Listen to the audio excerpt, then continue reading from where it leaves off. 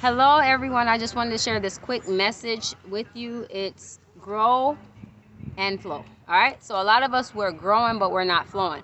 Growing meaning we're spending time reading the word, listening to the word, memorizing scriptures and things, but we're not applying it. You don't begin to flow until you begin to apply the word of God, and that is a part of that development. So, even though you sit in class, you get instructions of whatever the teacher is teaching at the time, until you actually put your pencil or pen on that paper and put in, like, start putting what she taught you or he taught you into action, you don't know what you know. Not just that, you get better as you apply what you know. So it's not just something that you can look at on a natural side, as far as a teacher teaching you something and you actually getting tested to see how much you know, and as you're doing it you figure out other things. So on a spiritual side, if you're reading the word, you're hearing the word of God, you're listening to sermons, if you're not applying what you know, your growth is actually stunted.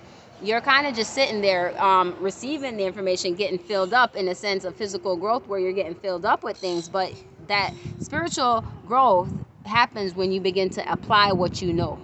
All right?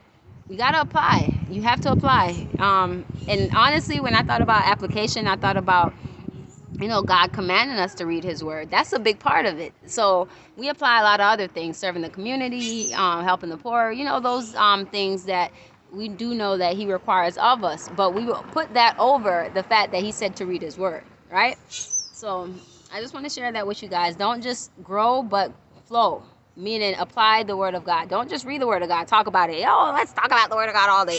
Apply what you know. I was just tested on something, and I am so glad that God allowed it. So be encouraged, y'all, and let's get, to it. Let's get to reading the word, growing and flowing.